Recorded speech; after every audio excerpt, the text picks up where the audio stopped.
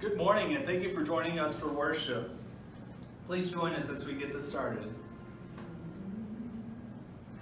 Bind us together, Lord, bind us together with cords that cannot be broken.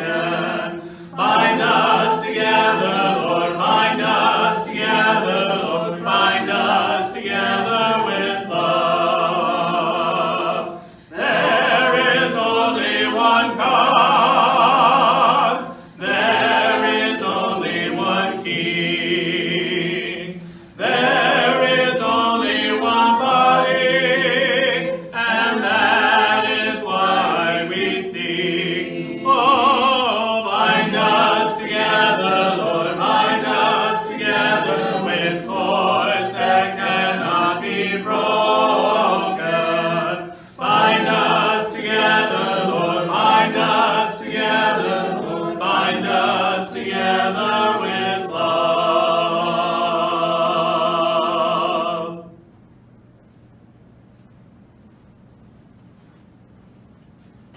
Good morning and welcome to the virtual services of the West University Church of Christ. We're glad that you can join us this morning. We hope that this time of worship is uplifting and edifying to you. Please join us again in song.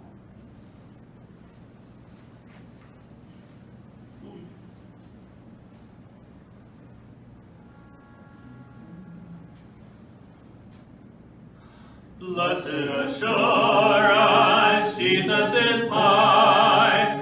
Oh, what a foretaste of glory divine. Heir of salvation, purchase of God, born of His Spirit, washed in His blood. This is my story, this is my song, praising my Savior.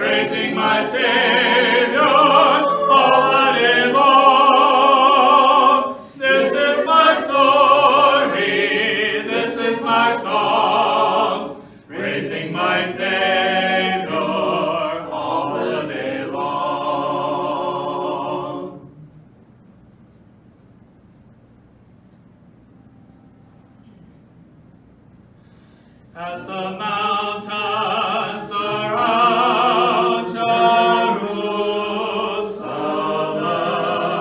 so the Lord surrounds His people. As the mountains surround Jerusalem, so the Lord surrounds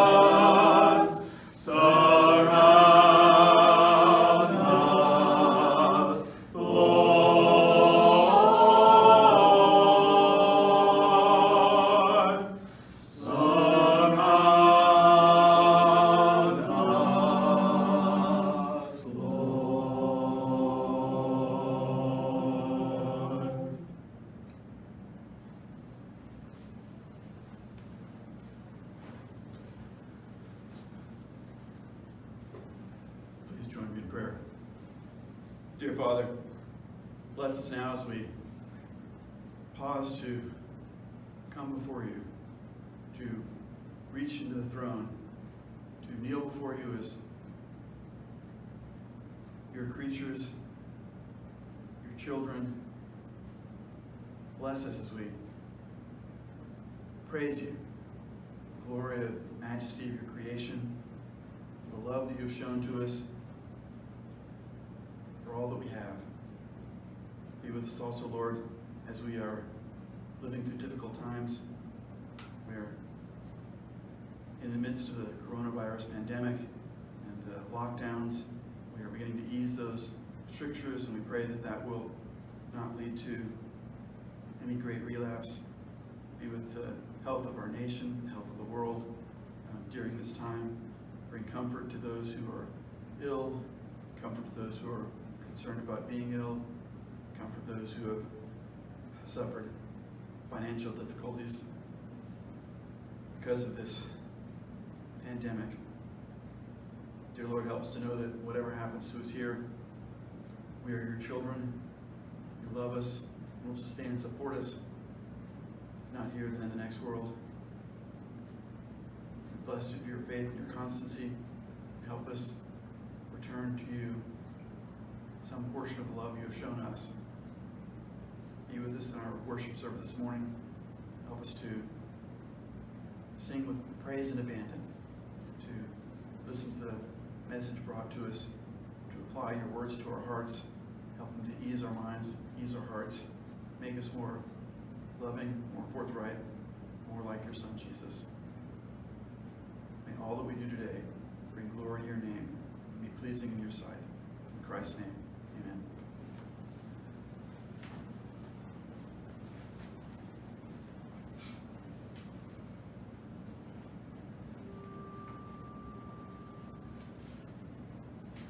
We gather here in Jesus' name. His love is burning in our hearts like living flame. For through the loving Son, the Father makes us one. Come take the bread, come drink the wine, come share the Lord. No one is a stranger here. Everyone belongs. Partake our forgiveness here. We in turn forgive all wrongs.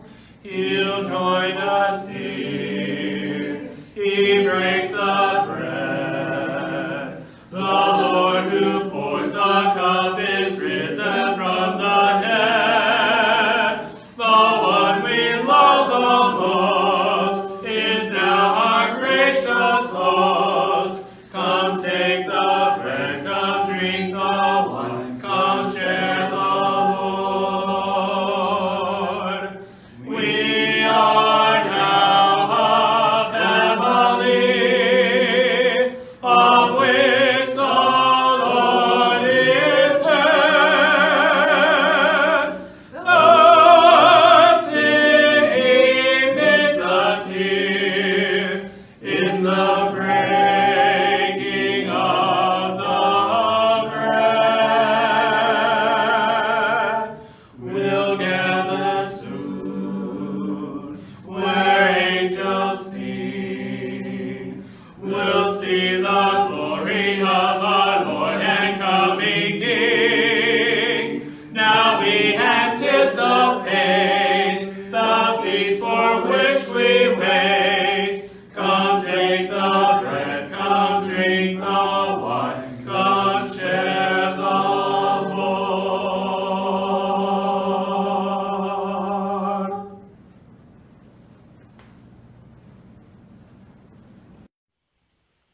Good morning, everyone. In this morning, I want to present to you or remind all of us a fraction of love that is, we call it communion. And if I can paraphrase the word communion, it means an agreement of thoughts and feelings. And of course, if we are in agreement in thoughts and feelings, then everything else is a domino effect. So I just want to remind us to keep it in perspective. Matthew 25:36 to 31 to 46, it says that if we didn't do good to those who need it to be helped, then we're not practicing that communion. 1 Corinthians 12:13, it says that we were all baptized in one spirit. So we were not baptized in different spirits. We were not divided into groups. So we are in the same boat, to put it that way. Galatians 6:10 says that we should do good to all, specifically, and that's the word that I'm looking for, that I want to communicate, that we have to do good specifically to those who belong to the family of believers. And we do need to remember this recommendation from Paul and from the Holy Spirit. 1 Timothy 5:8 states that anyone who does not provide for their relatives, especially for their own household, has denied the faith and is worse than an unbeliever. So the perspective of love that we practice is different from the perspective of love that the world wants us sometimes to practice. If it sounds discriminating, then we need to read John 17, and it's very clear when Jesus prayed. Yes, we should do good to all things, and we all do that. However, in the perspective of God's love, we have to be a little bit more careful on how do we distribute our love that we share with other people.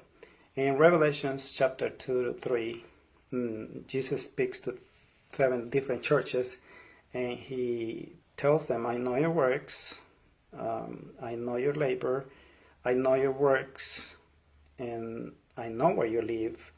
Number 3, to the 3rd church, he says, I know your works and tribulations and poverty. Number 4, I know your works and love. I know your works, that you have a name, that you are alive, but you're dead. Number 6, to church number 6, I know your works. Behold, I have set before thee an open door. Number 7, I know your works, that you are neither cold nor hot. So we do works of love, but from God's perspective, not from the world perspective. The love of God is different from the love of the world. Needless to say, we call it agape. Jesus one time said that my peace I give, my peace I live with you, not like the world give you peace, but it's a different kind of peace, and that's the way he shares the love with us, and that's the way he wants us to share the love to the world with priorities. So we must practice communion in this way, because that's the love of Christ, and that's why he died. That love of Christ differs from the love of the world in its protocol, in its priorities. So let's keep the communion of Christ in perspective when we love, and when it comes to the church, loving first our members and our family members, like the church in the first century practiced, and like the apostles and Jesus Christ practiced. When we eat the bread, when we drink the wine, we are remembering that this is what communion means. We are remembering what his example was for us, and that's what we are supposed to do, like Paul also mentioned. So let's pray for the bread. Thank you, Father, because you love us, Father, and you gave your Son, who you love more than anything or anybody else. And that kind of love that you have for us, Father, is way beyond our understanding. And of course, there are no words to explain it, but we can say thank you 24/7 because he gave his life for us, and we have that hope that we will be saved and will be with you because he gave his body in sacrifice. So when we take this bread, Father, we are remembering his sacrifice, and we thank you so much, Father, because in that sacrifice we have hope. Thank you so much, Father, in Christ's name. Amen.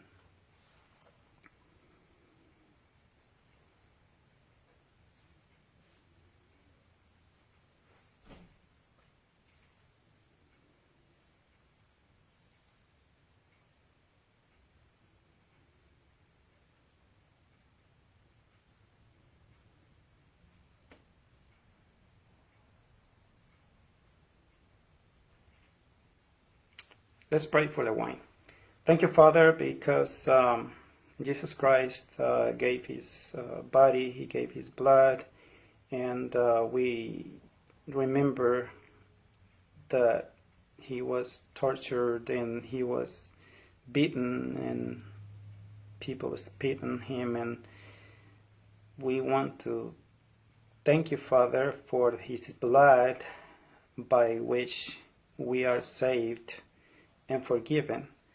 So every Sunday, every first day of the week, we remember the sacrifice that he did, and we remember the pain in your heart, Father, because that's your son that you love. And we also, Father, can only say thank you.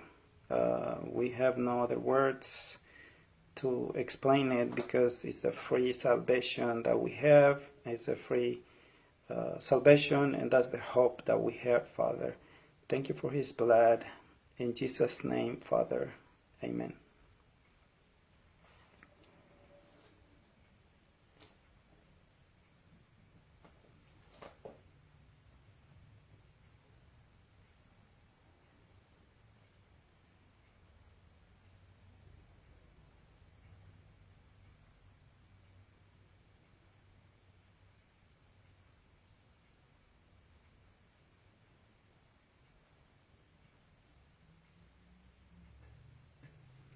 Let's pray for the offering. Father God, we thank you so much because everything we have belongs to you, Father. You let us use our bodies, the money that you give us, Father, the cars, the AC, the house, and everything, and all that you do is because of love. And we do ask you, Father, that you please give us a heart of love and a mind of love and faith so that we can see beyond this life, and we can do our offerings accordingly, and we can use it accordingly as well. Please give us faith and wisdom to use it, and give us an open heart to also give for the right reason. And we thank you, Father, for the opportunity to share of what you have already given us. In Christ's name, Father. Amen.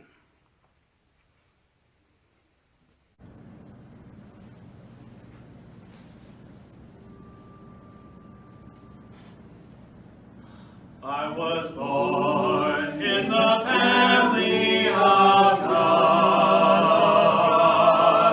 Now my life, my Lord controls. Through his grace, his redemption I know. Oh, what peace he now bestows.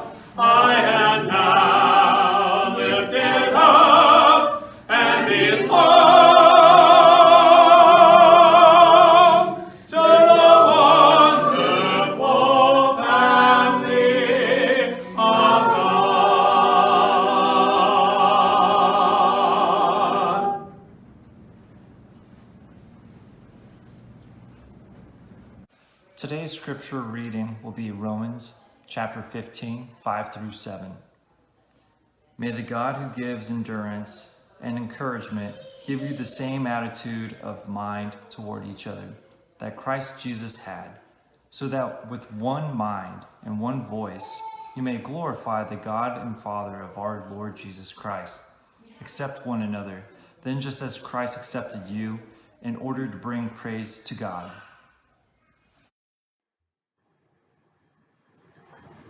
Good morning, Westview Church. It's great to be together this morning. I'm excited to be back in our auditorium. I wish you were all here with me, but I'm so thankful you're able to listen from your homes and from your computer screens or from your phones, wherever you are. I'm going to be preaching this morning to a big empty room, and that's a little strange for me, but I'm thankful that on Sundays you'll be able to watch this from afar. So I'm excited to be able to continue our message, our series this week, as we talk about what does it mean to put the gospel into practice. I want you to think about a word this morning. I want you to think of the word sacrifice. Sacrifice, what does that word mean to you? Like most parents, my life was profoundly changed by the arrival of a little human being in my life. My wife and I went from being a couple to a family just within a few minutes. And we are so blessed to have the children that God has brought into our life. Parenthood is a blessing, but it is also a sacrifice. I'm not certain I've truly slept in the past 6 years. It's a lot of long nights and early mornings. Good restaurants are traded in for those that serve chicken nuggets. Sports games are replaced by princess movies, and incessant choruses belted out reminding me to let it go. It requires sacrifice of time, energy, money, focus, attention, love, tranquility. Yes, parenthood is a sacrifice, but it's one that I make joyfully and willingly for the blessing of watching my daughters grow into the people God has made them to be. To see them have a chance at life makes all of the sacrifice worthwhile. What would you be willing to lay aside for the good of someone else? Back in the 18th and 19th centuries, missionaries who were departing overseas would often pack their belongings into coffins, knowing that some, if not all, of the family would die in a foreign field while trying to share the gospel. Firefighters run into a burning building rather than away from it with the express purpose of trying to save the life of a person in need. Members of our armed forces run towards the sound of fighting, knowing that freedom isn't free and some might have to pay that ultimate sacrifice so that others can live. Healthcare workers are currently sacrificing their time, energy, their health, and even their lives on the front lines of a pandemic. And that is true on normal days, but it is especially poignant to us today. And many are having to quarantine away from their families with fear of bringing some sort of disease back home. Teachers have been going above and beyond with their students because they cannot be in the classrooms. And so many of them are working even longer hours with more time spent in home education. They are creating lesson plans. They are finding new resources. They're creating classroom meetups so that kids could stay in touch. They are sacrificing even more of themselves for the good of their students. Sacrifice. What does that mean to you? Tomorrow here in the United States is Memorial Day, a day that began just after the Civil War to remember those who gave their lives for freedom. And over the decades, more than a century and a half even, it has grown into a commemoration of all of those who gave their lives in service for their country.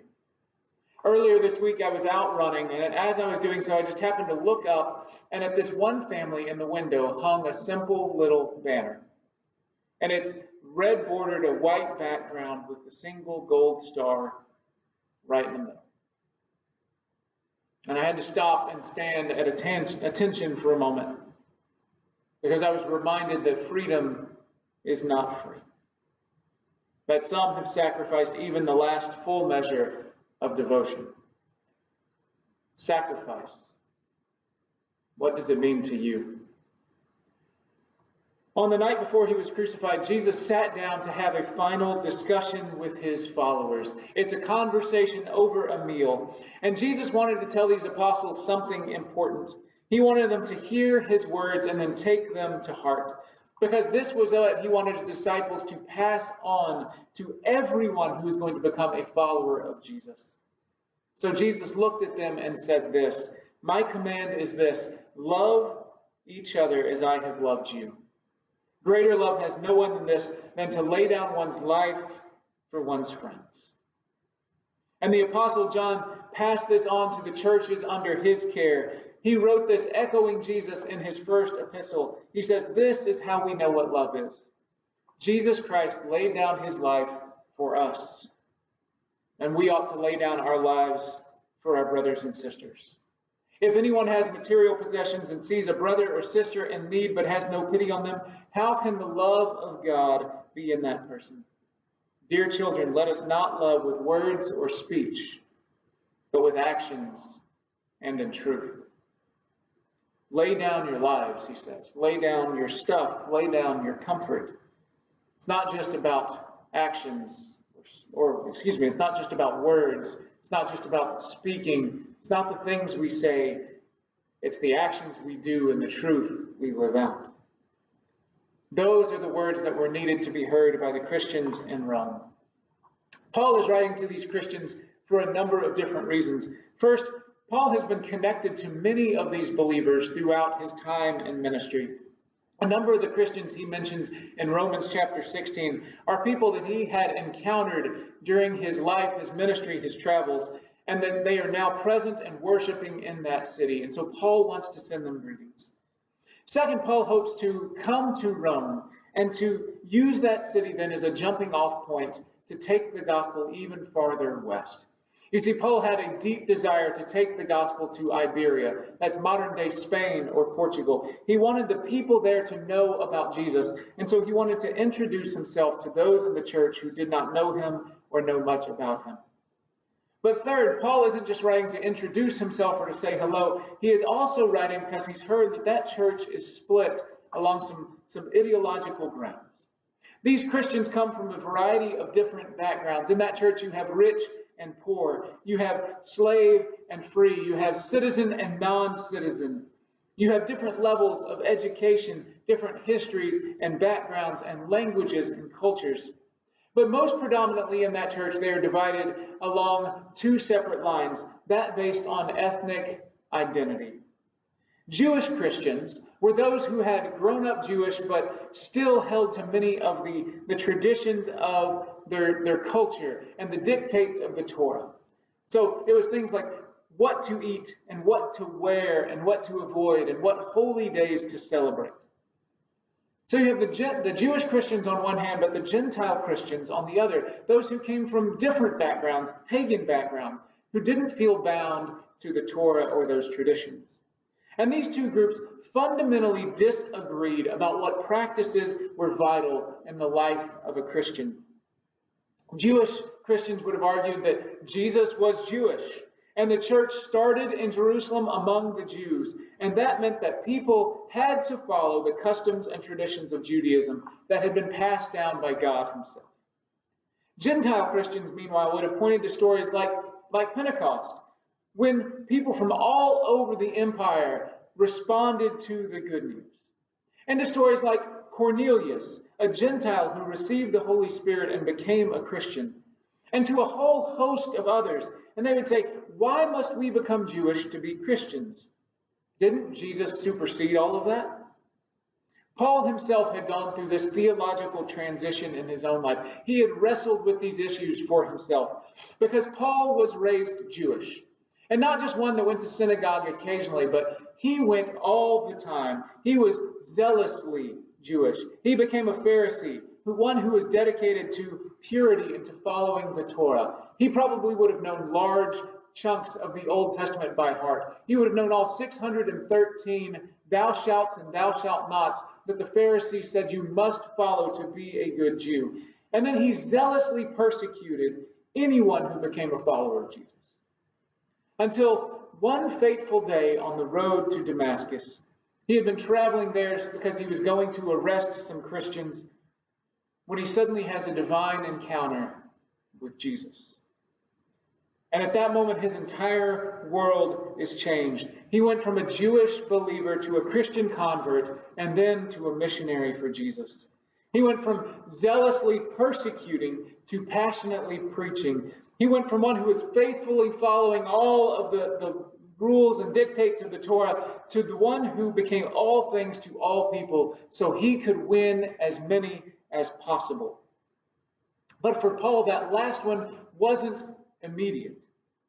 This was a gradual shift that Paul goes through as he discovers that being a follower of Jesus allows a lot of grace and things that were periphery issues. Paul writes that the most important thing to him is Jesus Christ and him crucified. And if it didn't have much to do with Jesus and crucifixion and salvation of sins and how we should live, then Paul says, do we really need to argue about it? And Paul in his own life was willing to sacrifice all that he knew, his traditions, his upbringing, his preferences, so that other people could become followers of Jesus too. And Paul wants to challenge the Christians in Rome to do the same. If you turn with me to Romans chapter 14, we hear one of the issues that Paul wants to address. The issue is over whose faith is strongest and whose faith might be suffering, was being argued. And this battleground was really over traditions, things like holy foods and holy days. Those were the things that were dividing this Roman church. So if you turn with me to Romans 14, I want you to just hear part of their argument. We're going to kind of jump around a little bit, but we'll start in verse 1. Paul says, "Except the one whose faith is weak, without quarreling over disputable matters. One person's faith allows them to eat anything, but another whose faith is weak eats only vegetables. The one who eats everything must not treat with contempt the one who does not, and the one who does not eat everything must not judge the one who does, for God has accepted them. So who are you to judge someone else's servant? To their own master servants stand or fall. They will stand, for the Lord is able to make them stand." He goes on to say, one person considers one day more sacred than another. Another considers every day alike. Each of them should be fully convinced in their own mind. Whoever regards one day as special does so to the Lord. Whoever eats meat does so to the Lord, for they give thanks to God. And whoever abstains does so for the Lord and gives thanks to God too. You then, why do you judge your brother or sister? Why do you treat them with contempt? For we will all stand before God's judgment seat. It is written, "As surely as I live, says the Lord, every knee will bow before me. Every tongue will acknowledge God. So then each of us will give an account of ourselves to God. Therefore, let us stop passing judgment on one another. Instead, make up your mind to not put any stumbling block or obstacle in the way of a brother or sister. I am convinced, being fully persuaded in the Lord Jesus, that nothing is unclean in itself. But if anyone regards something as unclean for that person, then it is unclean. If your brother or sister is distressed because of what you eat, you are no longer acting in love. Do not by your eating destroy someone for whom Christ died. Therefore, do not let what you know is good be spoken of as evil. For the kingdom of God is not a matter of eating or drinking, but of righteousness, peace, and joy in the Holy Spirit." There's so much wrapped up in these verses, and I've heard them used a variety of different ways. So I don't want us to just jump off and extrapolate and say, well, God says everything is totally fine, because Paul wants to kind of dig deep into what this means. There's so much wrapped up here, but he focuses really in on three things. One is eating meat, one is holy days, and one is issues with wine he just touches on briefly. A friend of mine from college was a big-time hunter, and he would point to some of these verses as justification. Now, not caring whether you hunt at all, but that is definitely not the point of Paul's scripture here. Whether you're a carnivore or vegetarian is ultimately unimportant in this text. The issue here had more to do with the fact that there were no butcher shops in the ancient world. So almost all the meat you would encounter in the markets had come actually from pagan temples in the area. It was a sacrifice to a god or goddess as a way of showing thanks or honor or asking for forgiveness. And so some of the Gentiles in these churches would have really struggled with eating meat that might have been sacrificed to a deity they might have once worshipped, but had since come to deny because of Jesus. If I eat this, they think, then am I participating in worship for Zeus like I used to? And some of the Jews in the churches might have struggled because they couldn't be sure the meat had been taken care of in the proper dietary ways.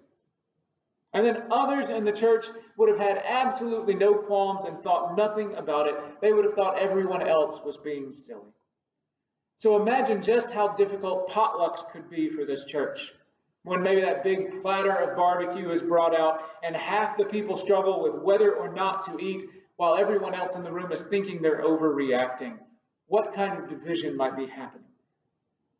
Or when it came to holy days, Jewish Christians might have still wanted to celebrate the Sabbath because the Sabbath was built upon the fact that God himself rested at the creation of the world. And the Gentiles who hadn't grown up doing that might have gone, that's great. You please do that. But don't demand that we have to do it too. Meanwhile, Jews might have wanted to overlook some of the Roman holidays for some of the things they might celebrate, while Roman Christians might have wanted to celebrate their history and their culture. Or when it came to alcohol, some might have struggled with alcoholism. Would you really want to cause someone else to stumble for your right to drink some wine? These are some of the things that they are fighting about. Should we or shouldn't we? What's permissible? What can I do? I mean, it's my right to fill in the blank. And it's my decision. Why should I care what others think or need? But Paul here is calling them to self-sacrifice, to sacrificial love, to look past themselves and think about others. As he goes on to say this, let us therefore make every effort to do what leads to peace and to mutual edification. Do not destroy the work of God for the sake of food. All food is clean. But it is wrong for a person to eat anything that causes someone else to stumble. It is better not to eat meat or drink wine or do anything else that might cause your brother or sister to fall. Paul is saying, if you love your brothers and sisters in Christ, then think about them first. Do nothing that might cause them to struggle in their faith or to stumble, to fall away. He says, live with love. That is your top priority. You don't live for yourself whenever you become a Christian. You now live for God. And God wants all people to be saved. And that might require you to sacrifice something that is okay. It might call you to sacrifice for something that is okay, even good, if it brings about something that is even better. If it might bring somebody to a deeper faith in Jesus. Because by being willing to do that sacrifice, by saying, you know what, God, I want to love you and I want to love other people. And in order to do that, maybe I'm going to lay aside my right to do whatever it is. That in itself is a way to deepen your faith in Jesus. Because you're saying, I'm going to trust you, I'm going to put you first, I'm going to rely on you, even if I might want this. God, you come first. Because everything you do is done out of love for God and love for others. And everything that you don't do should be done from the same motivation. That is a love that requires sacrifice. So I want you to ask yourself, what does sacrifice mean to you? And what might sacrifice look like in church? I'm so thankful for this congregation here at West University because this is a church that has been relatively peaceful during my tenure here. And I'm so thankful for the love that has been shown and the grace and the mercy. But churches in general can argue about some pretty silly things sometimes, can't they? I've been part of churches that argued about things that mattered, but far more often didn't matter at all. And I've talked with some friends recently who are ministers in churches where they have thought about the color of the carpet or the theological necessity of pews. which hymnal to use. And PowerPoint was definitely out. What age was too old to no longer go to children's church? We argue sometimes about what songs to sing, or the order of worship those songs could come in, or how many prayers we should do, what translation of the Bible we should use, who gets to do the call to worship, who passes trays, and whether there are any trays at all. One friend I was talking to recently talked about a dispute in their congregation that erupted over which coffee to brew on Sunday mornings, which brand, which led to members not talking to each other for weeks. Not a single one of those things has any significant theological value. They're not about winning people to Jesus. They're all about our preferences. None of them have any bearing on living out your faith. In fact, watching churches fight about these things can often drive people away from Jesus or from church because we're fighting over preferences, not talking about priorities. Instead, we're called to lay down our preferences for the good of others. We sacrifice our desires for the sake of Christian community because it's not about me. It's about we. It's about what is best for your brothers and sisters in Christ to grow in faith, to thrive in their belief, and come to a deeper realization and reality of their life in Jesus. One of the most beautiful things I think that has come out of the COVID crisis is that I see churches banding together to take care of one another and check on one another. Although we cannot be together, we can still be there in spirit. We're united in purpose and in love.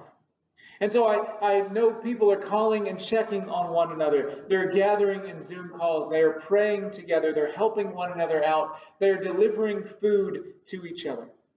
We are united in Christ and reminding ourselves of the love that we share, even though we aren't there in person, because it is about we. It's not about me. Because we believe that church isn't about a building. It's not about a specific time. It's not a place. We believe that church isn't a place to gather or an event to attend, but a family in which we all belong. And family means sacrifice. It says love each other. Let that love flow from you. Be willing to lay down anything. Your preferences, your desires, your rights. Be willing to lay down your very lives for your brothers or sisters in Christ. Over the next few weeks, we're going to be hearing about our church discussing reopening. I don't have an exact timeline on that, but we will be talking about when and how and the best practices to make that work. And I want to remind us that that is going to come with a lot of angst and anxiety. Things aren't always going to be like we like them or how we would prefer. So as we come together, we might have to wear face masks or sit apart. We might have to greet each other with a holy hand wave rather than the hug that we might want. We might have to use hand sanitizer and get individual communion cups. We might have some technical difficulties, some sound issues, some video quality, and we might struggle with not having classes in person here at the beginning. We might really struggle within ourselves about whether or not to come to the building due to some of our anxiety or our fear or our health concerns. We might not always get things the way that we want them, or when we want them, or in the exact manner that we might prefer. And I want us to remember, as those things happen, as those growing pains exist, that it's all about we, and it's not about me. It's not about Daniel's timeline and how we would like this to progress. I might have to lay aside my preferences for the good of another person.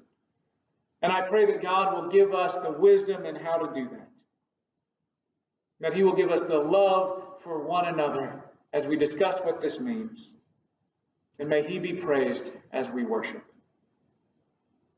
As Paul closes out this section, he's been talking about what does it mean to practice community, a community of sacrifice.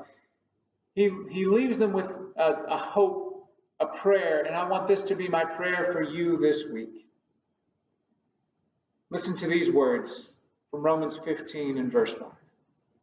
May the God who gives endurance and encouragement give you the same attitude of mind toward each other that Christ Jesus had, so that with one mind and one voice you may glorify the God and Father of our Lord Jesus Christ. Accept one another then, just as Christ accepted you, in order to bring praise to God. I want you to know that you are loved. You are loved by God, and God wants you to know his grace. He wants you to praise him, to glorify him. He wants you to know his forgiveness and his love. And I want you to know that you are loved by this church, that we are thankful for you, that we are blessed to call you our brother or sister in Christ. And if you haven't become a Christian, we would love to talk to you about how to become one so that you can be our brother or sister in Christ. I pray that you will know God's love this week, that he will give you his endurance and encouragement. And may we all have the same mind toward each other that Christ Jesus has towards us. May God bless you, may he keep you, may he turn his face towards you and give you his peace. Go with God.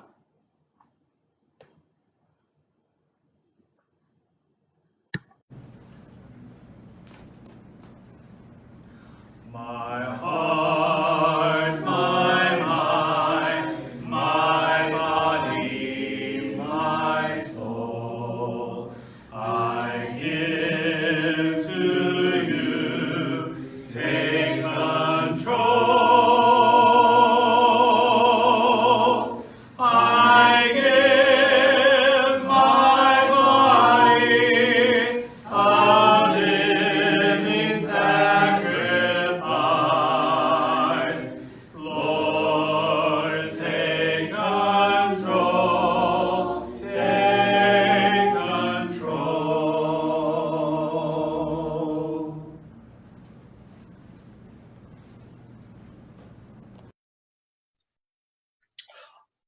O Lord, our Lord, thank you, Father, for bringing the ministry of your inspired word to our scattered congregation today. Thanks for the loving exhortation as a visible community of Jesus Christ, willingly sacrificing our own preferences to the good of one another. We pray for grace, Lord, to say, not my will be done, the same way Jesus sacrificed his will to that of the Father. We are challenged in these days of social distancing, and we confess that COVID-19 brings out an angry reaction to us over the weeks, and even gentle hearts. We feel coped up, pushed around, and sometimes think that we have some political and spiritual rights that are somehow or another being trampled upon. But Lord, I pray that you bless every member of our congregation, and that we do love each other dearly and effectively in this hour. That's going to require many personal miracles where you, God, give us minds and spirits which are clear and self-controlled. Oh Lord, we pray this morning that you drive away the demons of arrogance and pride from Westview. This is your church, and we trust you to sustain it. Help us to learn to count others better than ourselves. Lord, please esteem us and bless us. Help us find shalom, peace, and unity. Shepherd us to be humble and contrite spirits, trembling at your word. And now, congregation, be prepared to give the final amen with us as we enter today's doxology. May the grace of the Lord Jesus Christ and your love, O God, and the fellowship of your Holy Spirit be with us all. Amen. And let the congregation repeat, Amen. Amen. Thank you.